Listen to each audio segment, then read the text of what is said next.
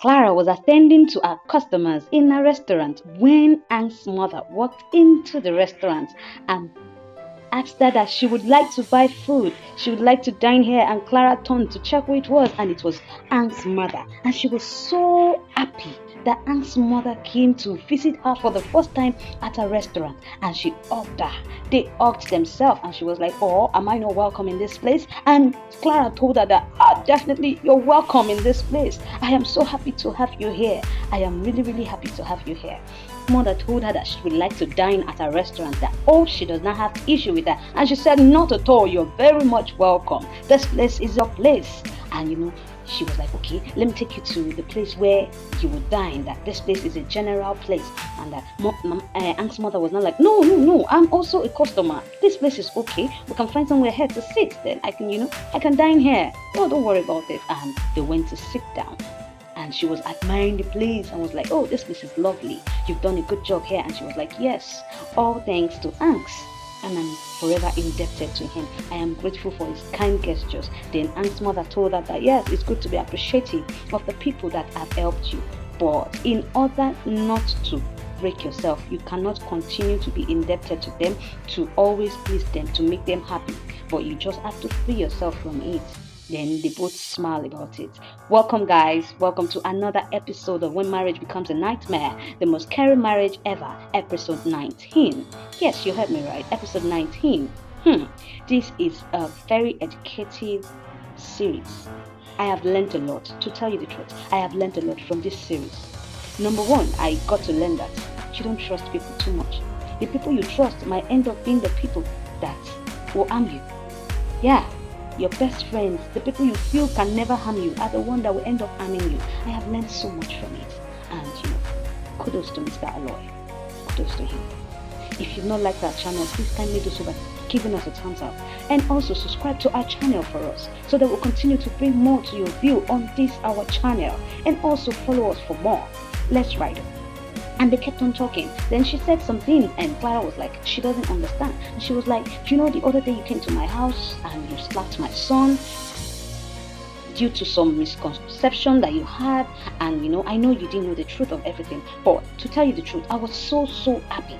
I was happy that you came to stand for your husband. It really, really, really, really wowed me. And I so much like that. And I know that you want to do everything possible to make your marriage work, to grow your marriage. And I'm so happy about it. I am happy about it. Because, marriage is not a vacation where you go in and out of it. You don't go in and out of it.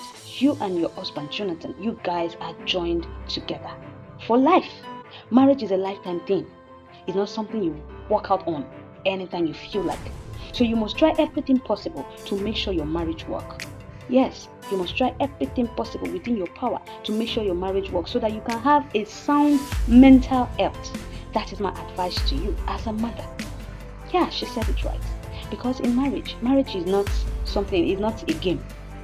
It's something that comes with a lot of deliberate. You have to be deliberate about some things. You have to be determined to make it work. It's a determination between the two partners. It's not just a one-person thing. It has to work between the two partners, because if one partner is the only one carrying the marriage, it will not stand. It's just like you have two legs. Can you stand on one leg? Can you walk on one leg? No, you can't. You need both legs to work perfectly well. And so therefore, the same thing with marriage. Both of you need yourself, just like the left leg and the right leg needs themselves to complement themselves. So you and your husband also need to work together to complement yourself. That is my advice to you. And if you feel trying to make it work is not giving you a sound mental health and is harmful to you, and you're not getting what you want in the marriage, I would advise you that you should file for proper separation. That is my advice to you. You file for proper separation, so that you can have your sound mental health. That is my advice to you. And that is the advice she gave her. And I love that advice she gave her, because that's the best advice a mother can give a daughter. Even though she is Ang's mother, that's her ex-boyfriend's mother, she still gave her the advice as a mother. Yeah, she gave her the advice as a mother, because she knows what it feels like. She knows what it feels like to be married, because she has married before her, and she would have gone through a lot. There's a saying that says what elders see while sitting down, a young child, even though it climbs up to the top mountain, they cannot see it. Yes, that's to tell you the length at which, the elders are. The elders have more wisdom. They've gone through, so many stages, of which we too were going to go through that stage and also be an inspiration to the younger generation coming after us. And so therefore, she had to advise her in a way that, a mother should advise a child. And I key to it. And she told her that. Then after saying that, she told her that, okay, I'm ready for my food right now. And she was like, okay, what do you want? And mom, your food is going to be on the house. And she thanked her and she was like, she's grateful. Thank you. And she was like, it's nothing. So what would you like to eat? And she told her that, now, you mean the word to me and you know what I like. And okay, it's banga. And she said, with which swallow? And she said, starch. And they both laughed. And she said she should hold on, that she'll go get it for her. And she went to get it for her. She left the place and went to prepare the food for her. Clara is in her room thinking about everything, the advice Aunt's mother gave her, and she saw reasons to it that she needs to try her possible best to make sure she make her marriage work. Yes, she needs to make her marriage work, because she and her husband having issue here and there is not a good thing at all. Then she was thinking about it. While she was thinking about it, Jonathan came out of the bathroom. Then when he came out of the bathroom, she called out to him and told him that she would like them to sit and talk. And Jonathan was like, okay, what do you want to talk about? Then she said, he should please come around, that she would want them to talk, that they should sit down and talk. Then Jonathan went to meet her and he sat down beside her. Then she said what she had to say. She was like, she does not understand why their marriage has turned out to be like this, that this was not the way their marriage was when they got married, that their marriage was better than this. It was sweet. It was sweet, it was romantic, it was loving. So what has gone wrong? How come everything is like this? That she's tired of the way everything is. She's tired of the fact that they get to fight here and there every time. They get to fight like cat and dog and rat, which is not meant to be. Cat and rat, which is not meant to be. And she's looking for every way possible to make sure that our marriage works. So what can they do to make the marriage work? And she was talking to him and she was telling him what she feels. And Jonathan asked her that, okay, you want a marriage to work? You want to hear what we have to do to make the marriage work? And she said yes, that he should speak. He should tell her what he feels that they can do to make the marriage work. Then Jonathan told her that, okay, 2 things are involved.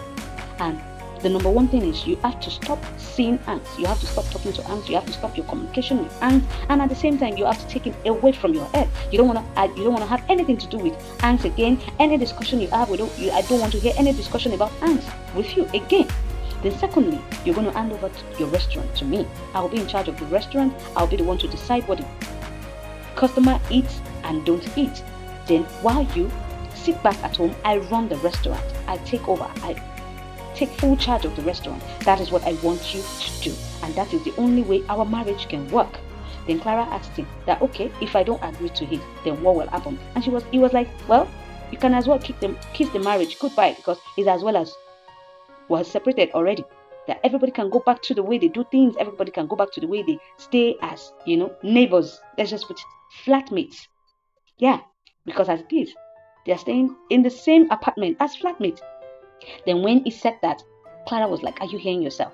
Why would you be talking like that? The same restaurant that you told me not to open.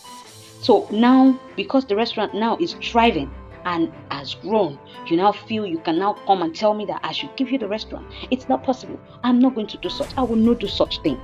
I will not do such thing. This is the same restaurant you kicked against, you talked about and said that I was sleeping with angst to get the money to foot the restaurant. And now hear what is coming out of your mouth. You are delusional. You are so shameless. You are so shameless. Ha! Aren't you ashamed of yourself at all? Aren't you ashamed of yourself at all? Now you're telling me that this is the only way we can make our marriage work. Huh. You're so shameful and so delusional. I don't even expect to hear this from you. And you guys can know where this is coming from, because in the previous episode, Emeka advised Jonathan to take over the restaurant from Clara in order to punish Clara. And that is what Jonathan is doing right now. Jonathan is doing according to what Emeka had advised him to do, without even thinking about it. Unannounced, Clara did not stop him from joining her in the business, and both of them to work together as husband and wife. It has always been a dream that both of them will work together as husband and wife in a restaurant to make the restaurant grow, to make the restaurant boom, and also for them to be financially buoyant. So Now he's saying this is selfish. And Clara made him to understand that, you're very, very selfish. You're very, very selfish. You only think about yourself alone. But let me tell you, to burst your bubbles, I am now wise. I am not that foolish girl. I am not that foolish lady you think I am. I am wise now. Then Jonathan was like, don't insult me. Don't insult me. You called me and asked me what we need to do, and I gave you the answer you need. So please don't insult me. And she was like, oh, shame to you. I am not a fool. I am not foolish. I am not foolish anymore. Now I am wise. I have wisdom. I am not that kind of a person again. I am not that foolish to follow your footsteps anymore. I am wise. Shame to you. Shame, shame, shame to you. You think you can fool me? You cannot fool me again. You can't fool me again. I am wise now. I have never thought of this. I don't care. As it is right now, I don't care. Even if the marriage separate, even if the marriage crumble, I don't care. The marriage can go to hell for all I care. But what I'm going to tell you is, shame to you. Shame to you. I am wise. I am wise. Shame to you. Yes, she told him that because something that he did not support her for. And all of a sudden, you want to take over the restaurant. Are you kidding me? Jonathan is not sensible. He's not sensible at all. Is it every advice they give you, you just follow blindly without even thinking about it, without even looking into the repercussion? Can you imagine? And Clara said that and walked away from him. And he was thinking, if what he said was wrong, all right, definitely what he said was wrong. Even if you want to join in the restaurant, that is not how to go about it. Here's the next day, Clara gisting Debbie about everything that transpired between her and Jonathan the previous night, and Debbie was shocked, and Debbie was like, she doesn't expect Jonathan to act in that manner. Then Clara was like, you know what, my husband was a very, very industrious person.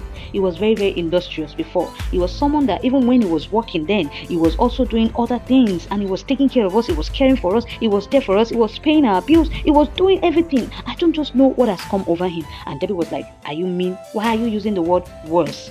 He said, yes, because as it is right now, my husband is the opposite of himself. He's the opposite of the kind of man that I married in the first place.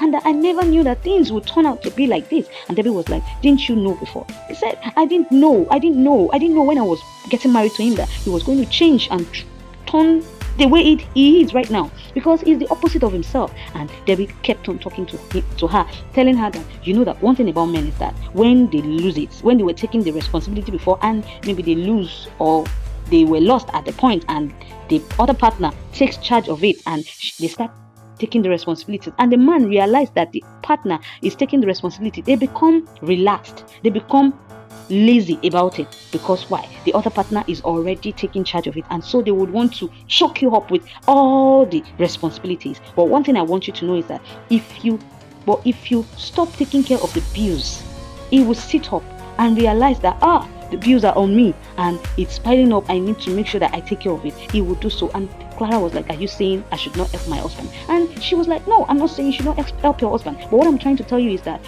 reduce the rate at which you help your husband. The way you pay the bills, you have to just reduce it. Stop it and let him do the needful. After all, he has gotten a job and he's working with Hans right now. And so even though I believe at the end of this month, Hans is going to pay him. So leave the bill for him. Let him pay. Let him be responsible for the bills, not you. And Debbie now asked Clara that, let's not forget, how far with you and Hans? Have you guys been able to sort out your differences? And Debbie was like, she has tried to call him, but he's not picking up calls. And even now, he doesn't even come to the restaurant again. He sends his secretary to come and get food for him and everything. And she was like, if I were you, Debbie was like, if I were you, I would go and look for where Hans is and apologize to him, because what you did to him was very, very wrong of you. What you did to him was wrong. And so therefore, he deserves to get angry the way he is. But you just have to go and meet him and apologize to him, because you cannot push your helper away. Hans is your helper. He's the helper that God has sent to you. And you cannot just push him away like that. You just have to do something about it. And she said, okay, she will go and she will see what she can do about it. Here is Hans in his office talking to his clients and on the phone, and all of a sudden he heard a knock on the door. Guess who it was? Then Benny opened the door and came into Hans' office, and Hans was shocked to see Benny, and he was like, wow, what are you doing here? And she was like, she came to see him, and he was like, aren't you meant to be in school? And she said yes, but that she just came to quickly have a discussion with him. And he was like, but I'm not okay with the fact that you need to be in school and you're here. Then, they kept on talking, and she was like, she just asked some questions to ask him, and she will go. Then now said she should spill up, and she asked him the question. I was like, okay, first and foremost, I would like to apologize on behalf of my parents for anything that they might have done to you wrongly. I am very, very sorry. But at the same time, secondly, I know you know that my mom and my dad have been having issues lately in their marriage, and everybody thinks you are the cause of their fight, or partly because of their fight. And I just said I should come and meet you to ask you something. Please, if I may ask, what is your relationship between my mom and you? And then he told her that, how old are you? She said she's 16. And I was like, okay, though you are a child and you might not understand some things right now, but I will tell you the truth and nothing but the truth. I am not the person that lies, but I'm going to tell you how it is. Your mom and I were just friends. Your mom is a friend to me, and she's someone that I cherish a lot. We don't have a romantical relationship at all. It's just a normal friendship. I am only helping her because I believe that is what I'm meant to do. Your mother is a good person. Your mom is a good person, and I am telling you, I'm making a promise to you today that I will not be the reason why your mother and your father separate. If they eventually separate today, I will not be the cause of their separation. I'll not be the cause of their separation, and I will make sure that I stay at a length, at my own limit. I will not do anything to cause your mother and your father's separation, and that your mother means a lot to me, that our happiness means a lot to me, our joy means a lot to me, and I would not want to jeopardize our happiness or our joy for any other thing. And Benny asked him that, do you mean you love my mother that much? And he was like, yes, I love your mother so much. Your mother means the world to me. Your mother is everything to me. I love her so much, and I would not want to see her get hurt in any way. But I would not, because I love your mom, now take advantage of your mom. I would not do such. I would not do such. Even if you and your father and your mom separate today, I would not be the cause of their separation. But if they separate and she needs someone, I will be there for her. I don't mind to fill up the space. Yes, I don't mind to fill up the space, but I would not be the cause of their separation. I will not be the cause of their separation. Come to think about it, do you think if I'm having a romantic relationship with your mom, I would employ your dad? I won't. I won't, because me employing your dad will make me feel uncomfortable. Why? Because your mom is my girlfriend. I am having a relationship with your mom, and your dad is working in my company. Have you ever thought about it? That I won't do such. But because I don't have any ulterior motive with your mom, and that is why I employed your dad. And I also helped your mom, because if I wanted to help your mom, if I had an ulterior motive, I would tell her that I need something in return. I would demand something in return, but I didn't do that. I didn't do that at all. And he said, I'm promising you nothing. I will not be the cause of your mother and your father's separation. And then he said they should have a picky promise. And made a pinky promise with her, even though he said he doesn't understand, he doesn't know what pinky promise is, and he made that pinky promise. Guys, can you see that Hanks has a genuine love for Clara? He wants the best for her. He is a true friend with Clara, and he's been indebted to Clara. Why? Because Clara is the reason why he is wealthy. If Clara had not made the sacrifice she made, then to send him abroad, he wouldn't have been the man he is right now. And so the only way he can appreciate her is by what?